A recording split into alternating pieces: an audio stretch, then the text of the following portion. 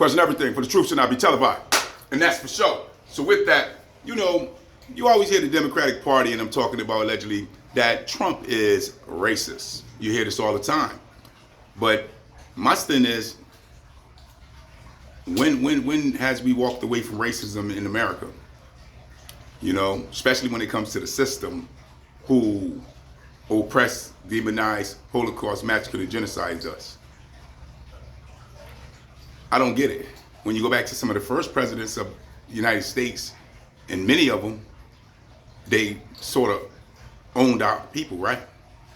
Gotta say allegedly, because you know how they play these games.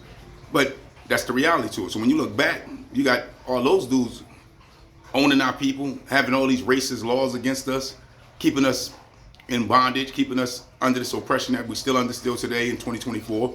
So what's the difference?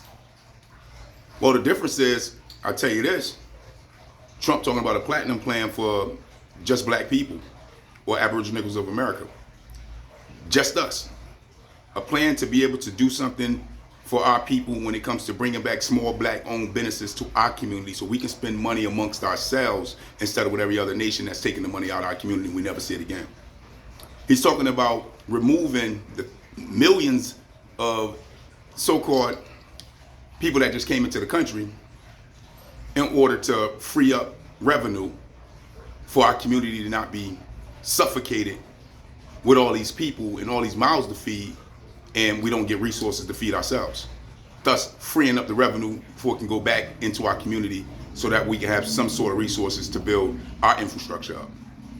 So when you look at Joe Biden and them and all these representatives that look like us, supposedly supposed to be black representatives, supposedly supposed to be these Aboriginal Negro representatives who supposed to represent us, who we go out and vote for the state and many other different places that we put them into office, they're always talking about black and brown community. And they are worried about Trump being racist as if Joe ain't, allegedly. And what do racism got to do with resources or economic growth? These are some of the questions we need to ask. See, because at the end of the day, America already know that on the federal census of ethnic hate crimes against us when it comes to hate crimes have jumped 1,000-fold here in America. In the federal census of ethnic hate crimes, we're number one on the list. Federal census of ethnic hate crime. You can look it up. Allegedly, still got to say these things. But that's the reality to it. So they already know. They know the situation that we in. They're the ones who put us in it. Go figure. Same thing with KKK, still being an organization instead of a terrorist group after terrorizing our people for years with violence to back it. Go figure. This is the America that we in, where they justify the hatred of Aboriginal Negroes of America, aka black people. So allegedly, when it comes to dealing with voting, all we should be voting for is resources to our community. The ability to have resources in the community is the ability to have tangibles, like reparations that they owe us for crimes against humanity done to our bloodline. That is very well needed and owed to us based off of the generational wealth that the colonizers get to pass down all throughout the government, all throughout the Fortune 500 companies. All these folks, the insurance companies, banks, you name it, they all get to pass down generational wealth off of what they did to our forefathers, and we get to pass down generational poverty on what they put us in from what their forefathers did to us. How did that work? How is that fair? How is that equal? Well, this is where we stand. So we got to deal with economic growth, resources, tangibles. That's what we should be talking every time we think about any type of vote. Or why are we voting? For fun? For fear that this person over here that's a colonizer to this person that's over here as a colonizer may be racist? Well, get over it. We're dealing with racism every day. I've been dealing with it all my life. And yet still my community's been going down the drain with my people coming out voting in drones to get people in office that won't do nothing for us. And at the same time, I watch the Latino communities flourish, go up and up. And then they try to say, oh, it's the basis that we come together. Oh, we look out for each other. oh, we treat each other equal. No, it's the basis of resources. It's the basis of being able to get economic growth from a system that won't give the Aboriginal Negroes, aka black people, any of that resources. That's the basis of why they're growing. Because when you can go get grants to open up small businesses in your community, to spend your dollar amongst your own people, you grow. When you don't have to use any type of licenses to pay to do peddling and vendoring, you grow. When you are able to be financed with the economic floor in order to thrive in your community, you grow. But if you ain't getting the resources that everybody else is getting, you ain't going to grow. You're going to stay stagnated. Not to mention, if you're coming out of race riots that destroyed your communities and destroyed your property and destroyed your businesses, and you didn't get no restoration, then how do you expect to come out of the impoverished state that you're in? Well, resources would do that. And who control the resources? Not Pookie and Ray Ray down the street, standing next to the gas station, or the local guy who's doing survival work in our community standing next to the store when you go to buy your stuff. He ain't doing nothing with resources. He's struggling. That's why he's in front of the store, because he got to go out and ask people that don't look like him from other nations for a job, for a career, who look down on him, who don't want to empower him as a Negro man or a black man in society.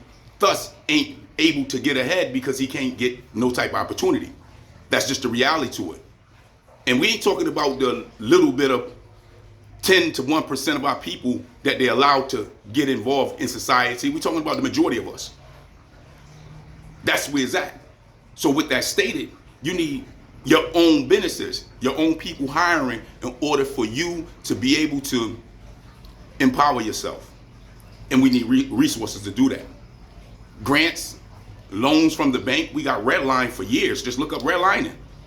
This is just a reality to it. But at the same time we was getting redlined, guess what? The colonizers were getting those loans. The colonizers was being able to establish themselves all around America. Just like when Martin Luther King said what? Oh, they was giving out land all throughout the Midwest and West.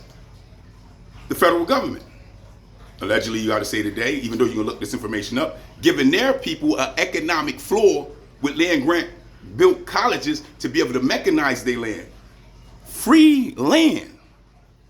Not to mention the ones that they invaded and took. Go figure, right? So here it is, we as a nation is competing with all these people that's getting goodies, giveaways, and guarantees, but we're not getting none. And we're sitting here blaming ourselves that we're struggling? Well, you can't compete with a person that's getting handouts when you're not getting none. If this guy over here is getting $1 million from this person, $1 million from that person, and you gotta just work to get yours, just struggle to get yours, then how do you compete with the guy that's getting $1 million for free? In other words, how do you compete with the people that's getting the grants, the loans, and the different perks that you're not getting? The resources coming to their community and allocated to their schools to be able to have better schools and so on. You can't compete. And this is why voting is supposed to be important, right? Well, if it ain't going to bring you these things, then it ain't important. If it ain't going to help your community, it's not important. And these are the things we need to hold them to. The hell with racism. That's going to be around our reality until they give us crimes against humanity and a bill passed for protection against hate crimes. And they haven't did neither one of those yet. Thus, we still in the boat of dealing with racism. We still in the boat of dealing with hatred. We still in the boat with dealing with this division that this United States government sits on, because the foundation in the bed of its reality came out of hatred, came out of Holocaust, came out of massacres and genocides of a people that they put in shackles as POWs on their own land, and they called them slaves as if they didn't have no reality. Well, this is where we stand. So now we got to stand up, and we got to do what we need to do for ourselves. We don't need no coalition if the coalition ain't gonna help us.